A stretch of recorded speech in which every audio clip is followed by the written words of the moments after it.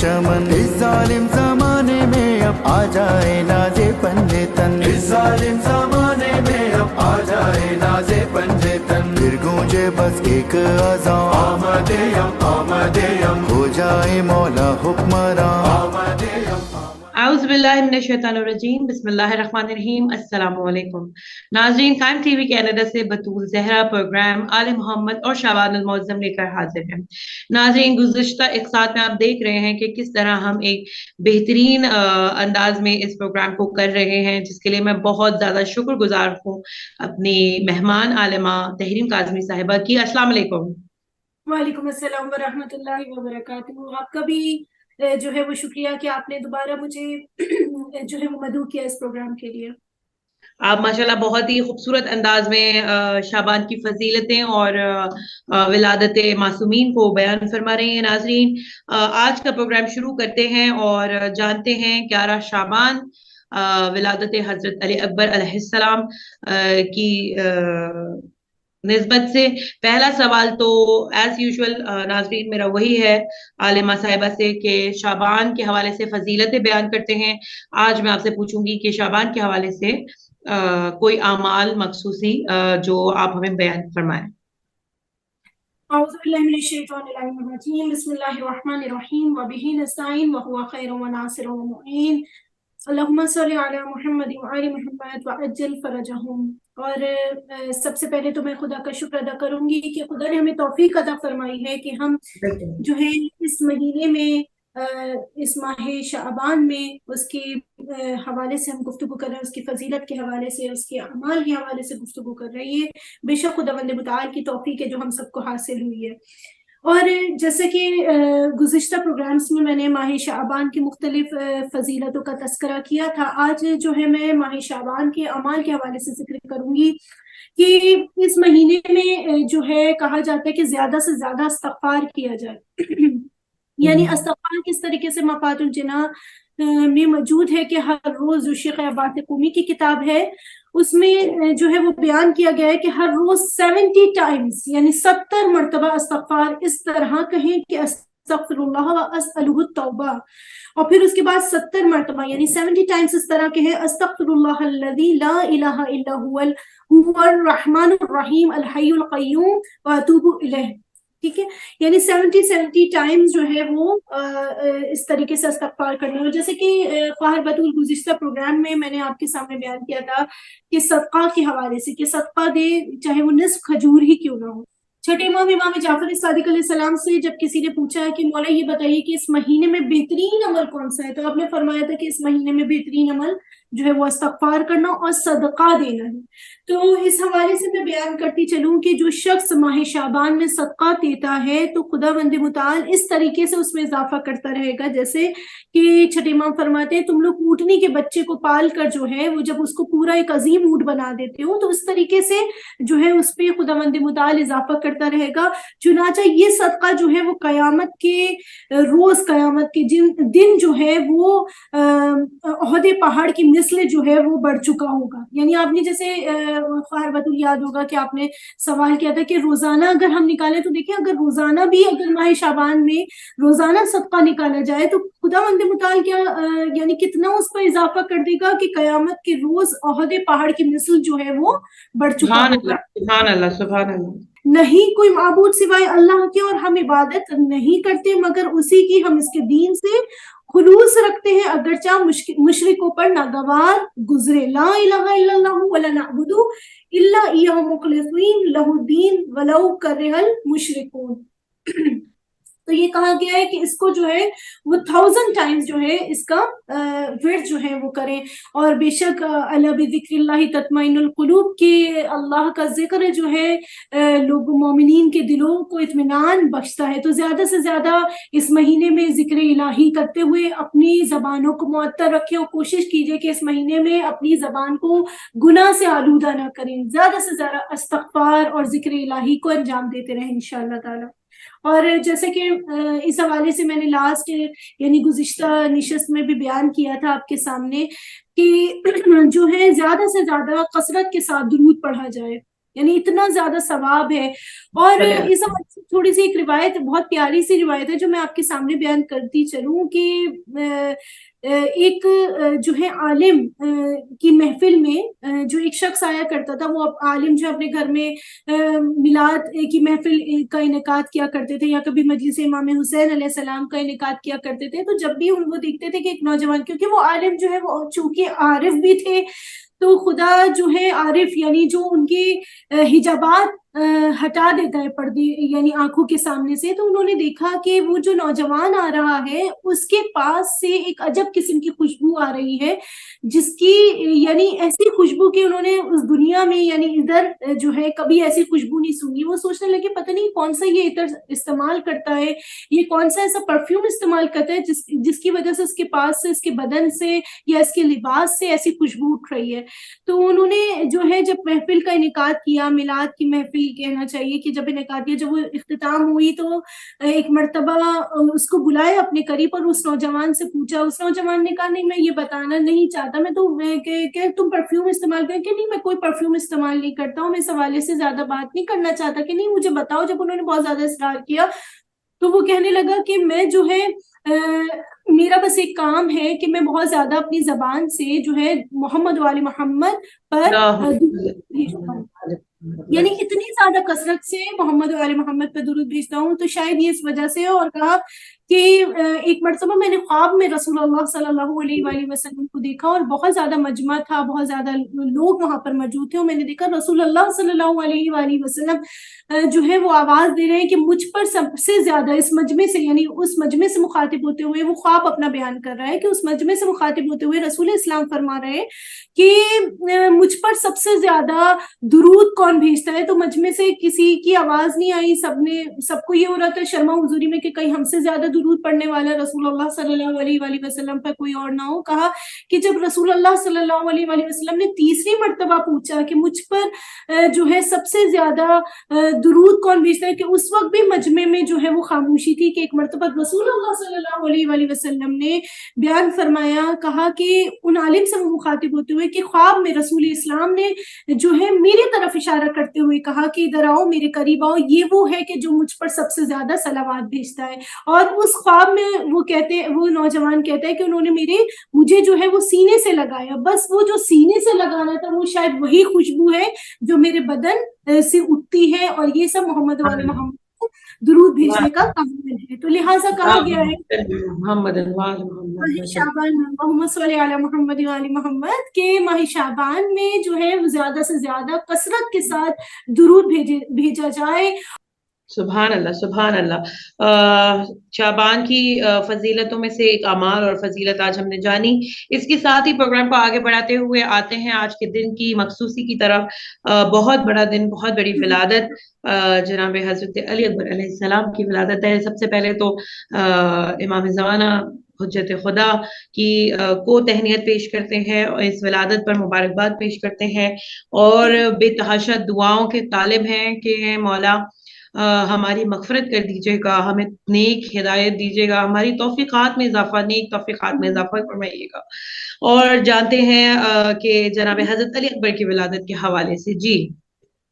جی آج کا دن بہت ہی خوبصورت دن ہے،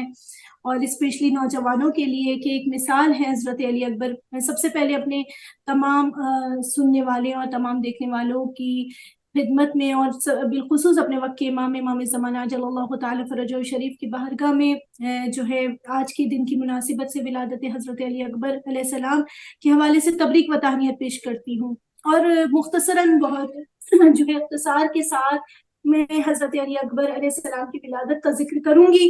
کہ روایات میں ملتا ہے کہ امام حسین علیہ السلام کو جو ہے وہ اپنے نانا رسول اللہ صلی اللہ علیہ وآلہ وسلم سے بہت زیادہ محبت تھی. یعنی اگر ہم دیکھیں کہ وہ رسول اللہ صلی اللہ علیہ وآلہ وسلم جنہوں نے فرمایا تھا حسین منی وانا من حسین، حسین مجھ سے ہے اور میں حسین سے ہوں، تو یہاں پر اپنی محبت کا اظہار رسول اسلام جو ہے اپنے نواسے سے کر رہے ہیں، حسین ابن علی سے کر رہے ہیں. تو امام حسین علیہ السلام کو بھی اپنے نانا سے بے انتہا محبت تھی، اور کہا جاتا ہے کہ اتنی زیادہ محبت کہ جب رسول اللہ صلی اللہ علیہ وآلہ وسلم ظاہری دنیا سے جب آپ کوچ کر گئے، ظاہری دنیا سے چلے گئے، تو کہا جاتا ہے کہ امام حسین علیہ السلام جو ہے وہ بہت زیادہ بے چین رہا کرتے تھے، اور آپ باقاعدہ گریہ کیا کرتے تھے، اور آپ نے جو ہے خداوند متعال کی بارگاہ میں مناجات کی کہ بار الہ مجھے کوئی ایسا یعنی سبب بنا دے کہ میں اپنے نانا کی زیارت کر سکوں۔ تو اس وقت جو ہے کہا جاتا ہے کہ ایک مرتبہ امام حسین علیہ السلام نے خواب میں دیکھا۔ وہ خواب کیا تھا کہ آپ نے دیکھا کہ رسول اللہ صلی اللہ علیہ وآلہ وسلم تشریف فرما ہوئے، اور آپ نے کہا کہ اے میرے لال، تم میری ظاہری زیارت کے لیے اس قدر پریشان ہو تو جان لو کہ خداوند متعال تمہیں ایک ایسا بیٹا عنایت کرے گا، ایک ایسا فرزند عنایت کرے گا جو میری شبیہ ہوگا، جو میری شبیہ ہو، یعنی شبیہ مصطفیٰ ہوگا۔ تو جب یہ آپ نے خواب دیکھا تھا تو اس خواب کا جو ہے آپ نے ذکر تمام لوگوں سے کیا، اور یہاں تک کہ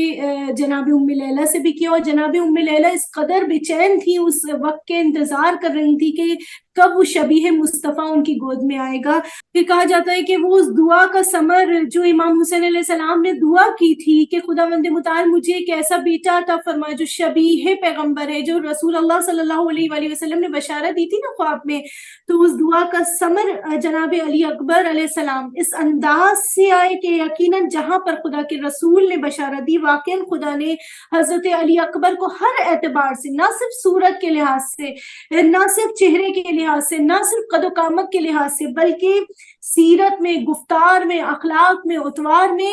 ہو بہو شبیہ مصطفیٰ صلی اللہ علیہ وآلہ وسلم تھے۔ اور کسی شاعر نے کیا خوب کہا ہے، کیا تھا صورت محبوب خدا خلق میں ممتاز، تھا صورت محبوب خدا خلق میں ممتاز، قامت وہی، موضوع وہی، رفتار کا انداز،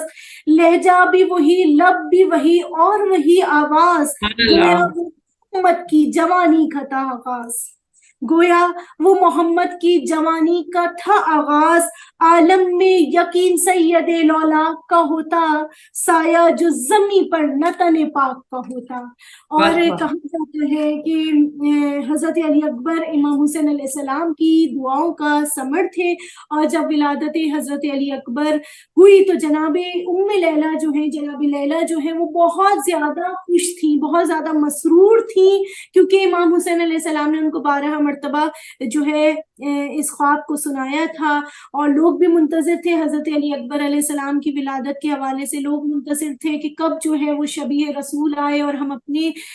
جو ہے رسول کا دیدار کر سکیں، رسول کی زیارت کر سکیں، رسول کی یاد کو تازہ کر سکیں۔ اور اس وقت جناب فضہ اتنی، جب ولادت ہوئی تھی، روایت میں ملتا ہے کہ جناب فضہ اتنی زیادہ مسرور تھی، اتنی زیادہ خوش تھی کہ ان کی خوشی کا کوئی ٹھکانہ نہیں تھا۔ تو لوگوں نے پوچھا کہ اے فضہ اتنی زیادہ خوش، اتنی زیادہ مسرور، تو اس وقت جناب فضہ نے کہا کہ میں کیوں نہ خوش ہوں کہ آج حسین ابن علی کو جو ہے اس خواب کی تعبیر مل گئی ہے کہ وہ جو شبیہ مصطفیٰ حضرت علی اکبر جو ہے ان کے گھر پر آئے ہیں، گھر پر ان کی ولادت ہوئی ہے۔ اور کہا جاتا ہے کہ ایک روایت میں آپ کے سامنے بیان کرتی چلوں کہ وہ شبیہ مصطفیٰ صلی اللہ علیہ وآلہ وسلم کی جب ولادت ہوئی تو امام حسن مجتبیٰ علیہ السلام جناب لیلہ کے پاس آئے، ام لیلہ کے پاس آئے اور مخاطب ہوئے، اے ام لیلہ مبارک ہو آج اس فرزند کی ولادت، یعنی ایسے بیٹا خداوند متعال نے آپ کو عطا کیا ہے کہ اس سے پہلے کسی کو خداوند متعال نے ایسا بیٹا عنایت نہیں کیا جو شبیہ مصطفیٰ صلی اللہ علیہ وآلہ وسلم ہے۔ بہت ہی پردرد بھی تھا، اور ظاہر ہے اہل بیت علیہ السلام کی ولادتوں پہ ہم لوگوں نے یہ پڑھا ہے اور سنا ہے کہ گریہ بھی ہوا ہے۔ تو چلتے ہیں اگلے سوال کی طرف کہ حضرت علی اکبر علیہ السلام کی سیرت کے حوالے سے عرض کر دیجیے۔ جی بہت پیارا سوال ہے۔ پر بطول میں سیرت کے حوالے کے ساتھ ساتھ جو ہے حضرت علی اکبر کی انشاءاللہ تعالی شجاعت کا بھی تذکرہ کروں گی کہ اگر حضرت علی اکبر کی سیرت کے حوالے سے دیکھیں کہ تو روایات میں ملتا ہے کہ مدینے کی سرزمین پہ حضرت علی اکبر جو ہے وہ بہت ہی گرامی شخصیت تھے، اور جب دربار میں جب حاکم شام نے اپنے درباریوں میں سے پوچھا تھا، سوال کیا تھا کہ لوگوں کی نگاہوں میں خلافت کے سب سے زیادہ حقدار کون ہیں، تو اس وقت جتنے درباری وہاں پر موجود تھے وہ بے شک خوش آمدی لوگ تھے، اور انہوں نے کہا کہ سب سے زیادہ حقدار آپ ہیں، اور چاپلوس کرنے یعنی چاپلوسی کر رہے تھے۔ تو اس وقت جو ہے اس دربار میں امیر شام نے خود یہ اقرار کیا کہ اگر جو ہے میری نگاہ دنیا میں کوئی خلیفہ بننے کے لائق ہے تو وہ حسین ابن علی کا بیٹا علی اکبر ہے. یہ اس کی زبان سے جب یہ جملے جاری ہوئے تو دیکھیں حضرت علی اکبر کا ایک مقام، یعنی کتنی زیادہ گرامی قدر شخصیت تھے مدینے کی زمین پہ حضرت علی اکبر. اور اگر ہم دیکھیں کہ حضرت علی اکبر کی ایک صفت بہت زیادہ مشہور ہے، وہ ہے سخاوت.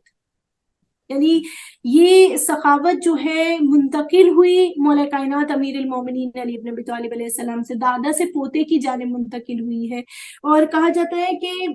یعنی مولا کائنات علی بن ابی طالب علیہ السلام بھی سخی تھے، اور کہا جاتا ہے کہ یہ صفت حضرت علی اکبر کے اندر آئی جب امام حسین علیہ السلام نے کیونکہ دیکھیں حضرت علی اکبر کا یعنی اپنے بیٹے کا نام علی رکھا، تو کیوں نہیں اس تمام صفات حضرت علی علیہ السلام کی ان کے پوتے پر منتقل ہوں گی. تو سخاوت کا نمونہ ہمیں جو ہے حضرت علی اکبر کی ذات میں ملتا ہے کہ عرب کا دستور تھا کہ جو لوگ اپنے گھروں میں چراغ جلاتے تھے اور رات کے وقت کبھی بھی جو ہے یعنی چھوٹے چھوٹے چراغ جلایا کرتے تھے، ان کا مقصد یہ ہوتا تھا اس چراغ جلانے کا کہ کوئی بھی اگر مسافر ہو تو وہ اس طرف آ جائے، اس کے لیے کھانے کا بندوبست ہے، اس کے لیے بستر کا بندوبست ہے. اور کہا جاتا ہے کہ جہاں پر لوگ اپنے گھروں پہ چراغ جلایا کرتے تھے وہیں پر ہی حضرت علی اکبر کی سخاوت ایسی مشہور ہے کہ حضرت علی اکبر کا گھر ایسا تھا کہ جس حجرے میں آپ رہتے تھے تو اس حجرے میں روزانہ یعنی تمام لوگوں سے بھی زیادہ ایک بڑا چراغ جلتا تھا. یعنی جہاں پہ چھوٹے چھوٹے چراغ جل رہے ہیں، حضرت علی اکبر جو ہے ایک بہت بڑا چراغ جو ہے وہاں پہ اپنے حجرے میں جلایا کرتے تھے. وہ اس بات کا یعنی یہ نشاندہی کرتا تھا کہ حضرت علی اکبر روزانہ مہمانوں کی ضیافت کے لیے ایک چراغ جلاتے، روزانہ اپنے گھر میں کھانا پکواتے تھے. یہ ان کی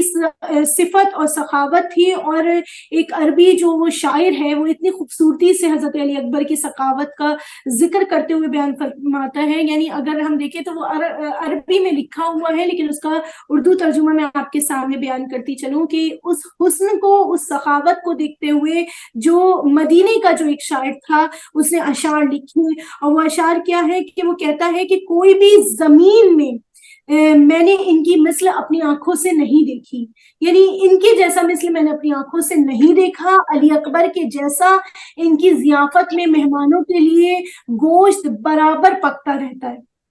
اور جب مہمان آ جاتے ہیں تو گوشت مہمان سے زیادہ